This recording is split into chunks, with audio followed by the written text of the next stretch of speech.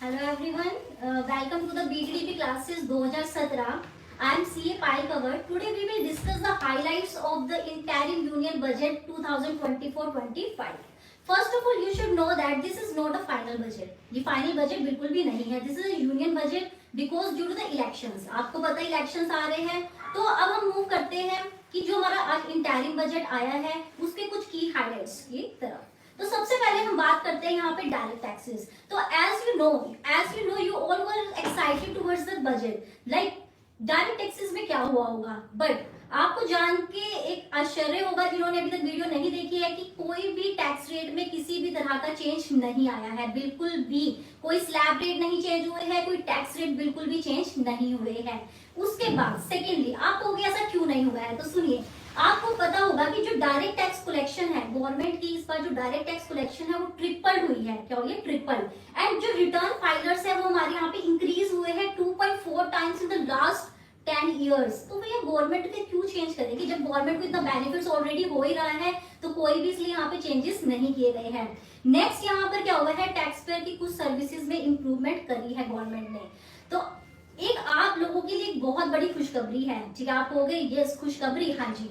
जिनका अभी तक आउटस्टैंडिंग कोई डिमांड थी इनकम टैक्स में, ठीक है, किसी भी तरह की डिमांड थी, कब कौन से फाइनेंशियल ईयर के लिए, फाइनेंशियल ईयर अप टू 9-10 तक 25,000 रुपीज तक की अगर आपकी कोई आउटस्टैंडिंग डायरेक्ट टैक्स डिमांड थी तो वो गवर्नमेंट ने विड्रॉ कर ली है. यस, ये आप लोगों के लिए बहुत बड़ी खुशखबरी है जिन लोगों की इस तरह की डिमांड थी. ठीक है, और उसी के साथ तो आप कहोगे कि मैम अगर फाइनेंशियल ईयर 9-10 तक थी तो उसके बाद का क्या, हाँ जी उसके बाद के लिए भी है रिलीफ.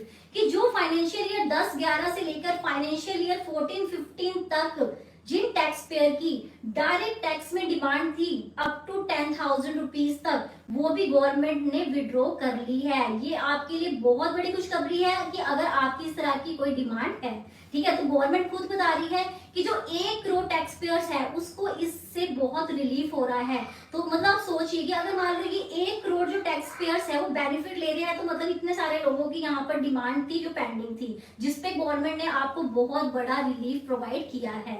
तो ठीक है जी, हम नेक्स्ट उसकी तरफ बढ़ते हैं.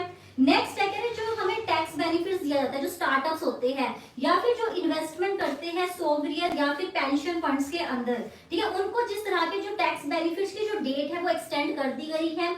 जो 31/3/2025 तक इनको और भी क्या दिए जाएंगे, टैक्स बेनिफिट्स प्रोवाइड किए जाएंगे. ठीक है, नेक्स्ट ये कह रहे हैं कि जो कुछ सर्टेन इनकम्स होती है, जो IFSC यूनिट्स की कुछ जो इनकम्स की बात हम करते हैं, उनमें जो टैक्स एग्जम्पशंस दी जाती है, जो IFSC आपको होता है इंटरनेशनल फाइनेंशियल सर्विस सेंटर, जिनको कोई एग्जम्पशन दी जाती है कुछ इनकम्स को लेके, उसकी भी डेट एक्सटेंड कर दी गई है. दैट इज 31 मार्च 2025. ठीक है, तो मतलब ये जो थे डायरेक्ट टैक्सेस में इस तरह के चेंजेस थे. देखो टैक्स लैब में कोई भी नहीं है. ठीक है, उसी तरह से मतलब आप कहोगे कि जो न्यू टैक्स रिजीम थी, ओल्ड टैक्स रिजीम थी, मतलब सेम टू सेम, हाँ जी बिल्कुल सेम टू सेम ही रहने वाली है. जैसे कि आपको पता है पिछले जो फाइनेंस एक्ट था उसमें जो न्यू रिजीम थी उसमें 7 लाख तक की जो इनकम थी वो एग्जाम्प्ट कर दी गई थी, है ना, कर दी गई थी. तो वो अभी भी एग्जाम्प्ट है. जो वहां पर रिलीफ दिए जा रहे थे वो अभी भी है एज इट इज. ठीक है, और उसके अलावा जैसे प्रोफेशनल्स के लिए जो हम बात कर रहे थे प्रिजम्पटिव टैक्सेशन, जो पीछे 50 लाख से 75 लाख कर दिए गए थे वो अभी भी एज इट इज है. जो रिटेल बिजनेस के लिए प्रिजम्पटिव में 2 करोड़ से 3 करोड़ किए गए थे वो अभी भी एज इट इज है. जो कॉर्पोरेट IT टैक्स रेट है 30 से 22% हुआ था वो भी एज इट इज है. अपार्ट फ्रॉम जो income tax of new manufacturing unit था वो भी एज इट इज है. मतलब इन शॉर्ट गवर्नमेंट ने कुछ ज्यादा चेंजेस बिल्कुल भी नहीं करे हैं इस बजट के अंदर. तो जो टैक्स पेयर्स जो अभी तक बहुत हैक्टिक थे या कुछ एक्साइटेड थे, तो एक्साइटमेंट की भी कुछ ना हुआ. ठीक है, और जो हैक्टिक थे उनको भी कोई टेंशन लेने की जरूरत नहीं है. ठीक है, तो ठीक है, अब हम आगे बढ़ते हैं. तो जैसे कि आपको पता चला, इसी तरह से अगर हम बात करें इनडायरेक्ट टैक्स की, मतलब जैसे GST, इनमें भी कोई टैक्स रेट में, कस्टम में किसी भी तरह का कोई भी चेंज नहीं किया गया है. ठीक है, उसके अपार्ट गवर्नमेंट ने क्या की है, कुछ स्कीम्स अनाउंस करी है. जैसे कि इन्होंने कहा कि भाई हम एक हाउसिंग स्कीम्स की, जो मिडिल क्लास लोग हैं वो घर खरीदे, उनके लिए कुछ हम हाउसिंग स्कीम्स लेकर आएंगे. तो अभी देखिए क्या स्कीम्स आएगी, अभी सिर्फ कहा है उन्होंने. नेक्स्ट इसी तरह से जो रूफटॉप सोलर सिस्टम की बात चल रही थी, तो यार 1 करोड़ फैमिलीज को इस तरह की फैसिलिटी प्रोवाइड की जाएगी, जिससे क्या होगा 15,000 से लेके 18,000 की हर घर में सेविंग हो सकेगी इलेक्ट्रिसिटी की. ठीक है, उसके साथ साथ 300 यूनिट फ्री मिलेगा 1 करोड़ हाउस होल्ड यूनिट्स को, ठीक है। तो मतलब जितने भी हाउस होल्ड होंगे उनको 1 करोड़ तक का तो 300 यूनिट्स फ्री में प्रोवाइड हो जाएगा, ठीक है। नेक्स्ट गवर्नमेंट का जो फोकस रहेगा वो वैक्सीनेशन के ऊपर है। किस चीज की वैक्सीनेशन की यहाँ पे बात हो रही है, that is a cervical cancer. जो सर्वाइकल कैंसर है उसके वैक्सीनेशन की यहाँ बात की जा रही है। नेक्स्ट यहाँ पे टूरिज्म सेंटर्स की डेवलपमेंट की बात हो रही है, जिसमें लक्षद्वीप के ऊपर क्या किया जा रहा है, मेन फोकस किया जा रहा है। फिर आप कहेंगे कि ये जो बजट है इसके कुछ खर्चे या रिसिप्ट की बातें बताओ कितना है।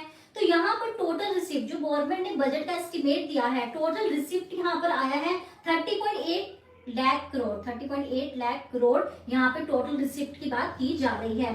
टोटल खर्चा जो यहाँ पे कहा जा रहा है दैट इज 47.66 लाख करोड़।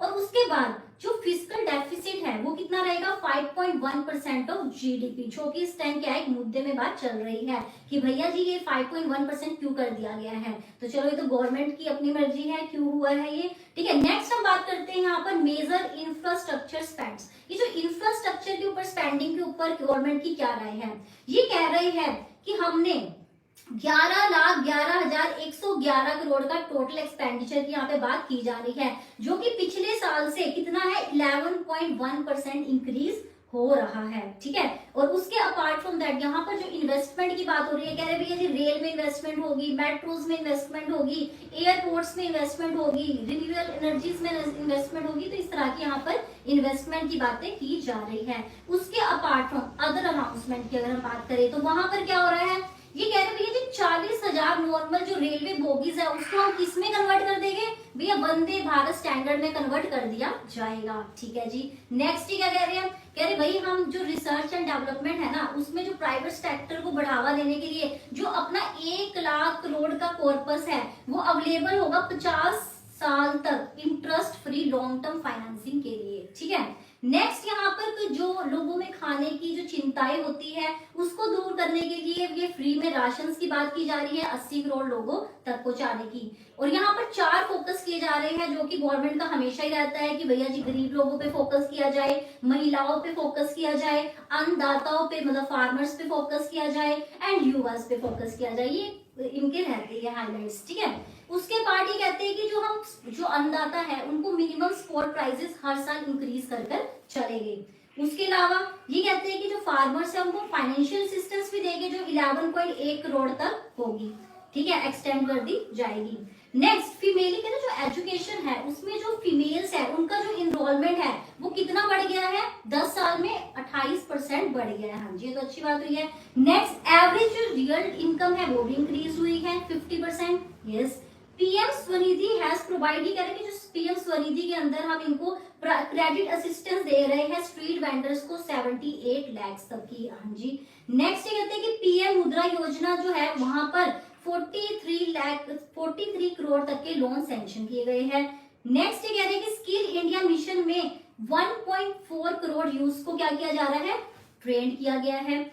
और बहुत सारे इंस्टीट्यूशंस यहाँ पर खोल दिए गए हैं जैसे कि 7 IITs, 16 IIMs, 7 IIMs, ठीक है, 15 AIMs, ठीक है, और 390 यूनिवर्सिटीज, ठीक है। तो ये क्या थी, ये कुछ हाइलाइट्स थी, ठीक है, जिसमें आपको बेसिकली जो टेंशन वाली बात थी या फिर एक्साइटमेंट वाली बात थी वो यही थी कि जो हमारा जो मेन रहता है कंसर्न टैक्स पेयर्स को वो बेसिकली टैक्स का ही रहता है कि भैया जी टैक्स में क्या हुआ होगा। वो आपको आई थिंक पता चल गया है कि कोई टेंशन लेने की जरूरत नहीं है, कोई टैक्स रेट में किसी भी तरह का चेंजेस बिल्कुल भी नहीं है। अपार्ट फ्रॉम दैट आपको योजनाएं भी पता चल गई कि गवर्नमेंट किस किस तरह की स्कीम्स यहाँ पर लेकर आ रही है। और अगर आपको इसमें कोई भी किसी भी पॉइंट के ऊपर डिटेल वीडियो चाहिए तो आप बता सकते हैं कमेंट्स में कि आपको इसके बारे में कुछ डिटेलिंग चाहिए है।